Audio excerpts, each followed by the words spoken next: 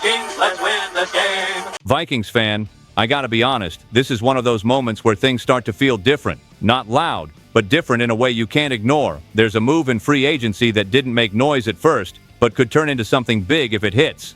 At the same time, there's a major decision coming in the draft that could define this defense for years, not just this season. And the quarterback battle? That's starting to heat up in a way that could reshape this entire team. And it doesn't stop there. There's new energy on this roster. Speed, explosiveness, pieces that might fit better than people expect. And that's when things get interesting. And when you start connecting all of this, it feels like this team is right on the edge of something. Not there yet, but close enough to make it interesting. And here's the first move you need to look at, because this one already brings a question that can split the entire fan base. There are moves in free agency that make noise right away, and then there are the ones that fly completely under the radar. This one, it barely made a sound, but don't get it twisted. This could end up being one of the smartest moves the Vikings made all offseason if it plays out the right way.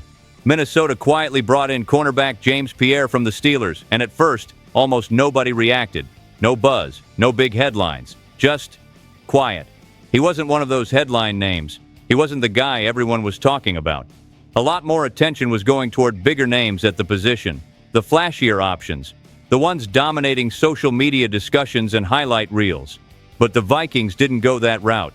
They went a tier lower and might have found serious value. And sometimes, that's exactly where winning teams separate themselves. Pierre already knows the system. That matters more than people think, and it shows up fast on the field. He worked with Flores before, so he's not walking into something new. He understands the pressure schemes, the aggressive style, and what's expected from him snap to snap. That kind of familiarity speeds everything up. Less thinking, more reacting. And that's huge in this defense. Now here's where it gets really interesting. The contract. 2 years, $8.5 million. For a team that has to manage every dollar carefully, that's a huge win. Not flashy, but efficient. And that's how you build depth. And it's not just the total number. The structure is clean. Manageable bonuses, flexible salary, minimal long-term risk. If it works, it's a steal. If it doesn't, they can move on without taking a major hit. And that flexibility matters later in the season. That's how smart teams operate. And there's another layer here. Even if Pierre doesn't become a full-time starter, he's already proven he can contribute on special teams. That gives him immediate value on game day and keeps him active no matter what happens at corner. Now think about this for a second. If he fits, if he delivers starting level play, this becomes one of those signings nobody saw coming, but everyone talks about later. The kind of move that looks small now and big in December. That's how you quietly upgrade a defense.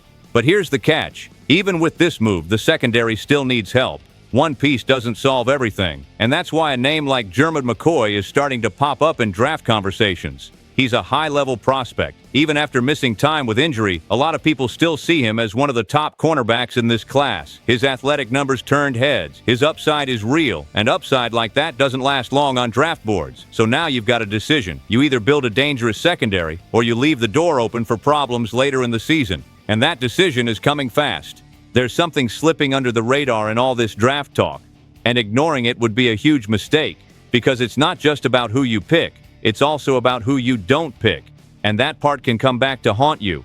And this right here could shape the direction of the franchise for years, not just one season. The team handled free agency with real discipline. They added key pieces, strengthened important areas, and avoided reckless spending. And that kind of restraint usually pays off. Bringing in Kyler Murray changes the offense. Signing Javon Hargrave adds power up front. All of that creates a more balanced roster, but there's still a major hole in the middle of the defense that you can't just patch with guesswork. And if you miss here, offenses will find it. That's where things get risky. Harrison Smith's departure left a massive void. And it's not just talent, it's instincts, leadership, presence. Not just anyone steps in and fills that, and if they try to force it, it shows. And that's where the danger comes in, because in this draft class, there are names that look great on paper, but inside this Viking system, they could become a problem. One of them is Ty Simpson. He's got arm strength, pedigree, flashes on tape, but he's a roller coaster. One play makes you say, that's it, and the next drive, it's a completely wrong decision. And in the NFL, that swing gets punished. And that inconsistency, that can cost you games. In Kevin O'Connell's offense, that doesn't work.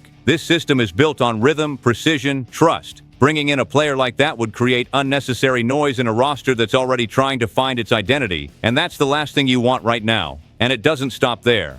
Another name creating buzz is Taylon Green. Physically, impressive. His combine performance turned heads. Elite speed, explosiveness, he almost looks like a skill position player. But when you watch him throw, that's where things get shaky.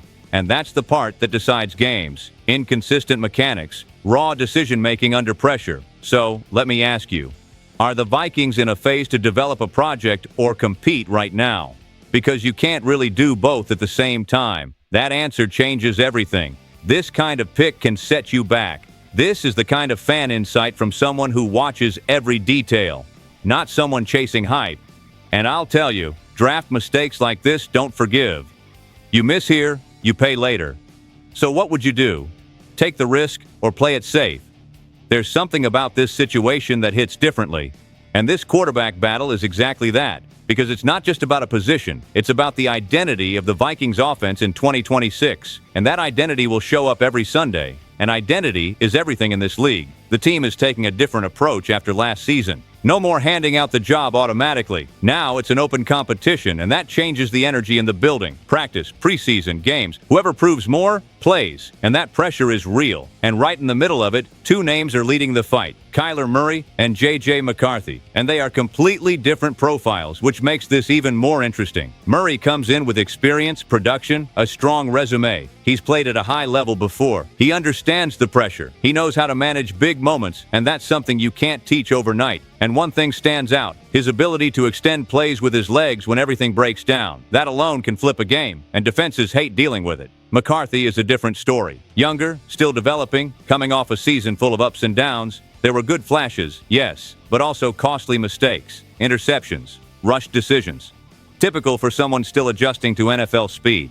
And those mistakes add up fast, especially in tight games. And that matters, because Kevin O'Connell made it clear that nobody has a guaranteed spot. The competition goes as long as it needs to. No early decision, which means this could go deep into preseason. That means every rep counts. And here's an interesting detail. Carson Wentz is on the roster, but he's not part of this direct battle. He's more of a safety net, a guy who can step in if needed and keep things stable. But between Murray and McCarthy, it's different, because choosing one changes the entire offense. With Murray, the game becomes more dynamic, more improvisation, more explosiveness, and potentially more big plays. With McCarthy, the focus shifts to structure, control, development, and fewer mistakes if it works. And that raises a real question. Can this team afford to wait for that development? That's what's hanging in the air, and that answer could define the season. Now let me tell you something that might split opinions, but makes a lot of sense when you look at the full picture.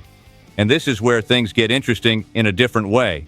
There are a lot of people who believe this recent addition could be the perfect fit for what the Vikings need right now, and not just for the short term. And this is not just off-season hype. There are real arguments behind it. The name is Kyler Murray, and before reacting, hold on. This isn't empty hype. He's stepping into a completely different environment than what he had before. And sometimes that's all it takes to unlock a player. And that matters more than people think. In the past, he played on a team with a weak defense, constant pressure, and little stability. That situation forced a lot of mistakes. Here, it's different. First point, the system. Kevin O'Connell knows how to work with quarterbacks. That's not theory. We've seen it with multiple players. He can simplify the game when needed. He can also maximize a quarterback's strengths, and that combination is dangerous when it clicks. With Murray, that fits.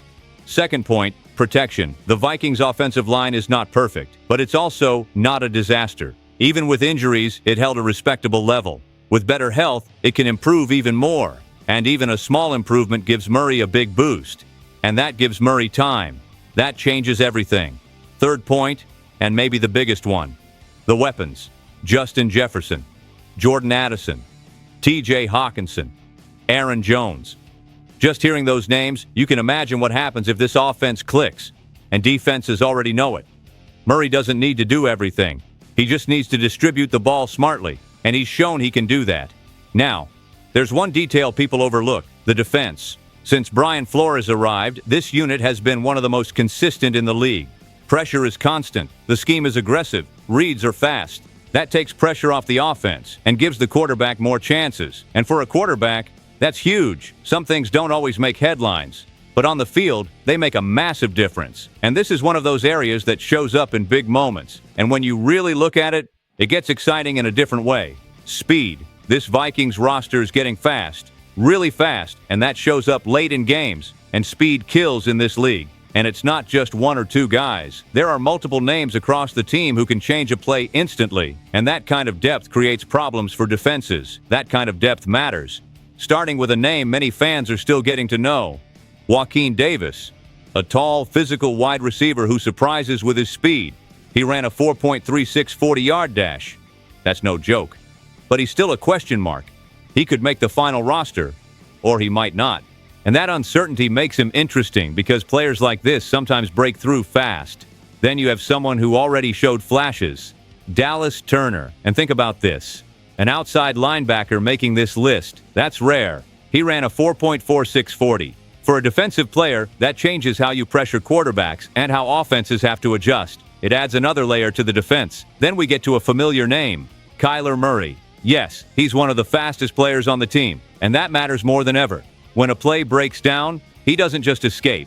He creates yards. That opens up the offense. That stresses defenses and forces mistakes. But there's more. Miles Price.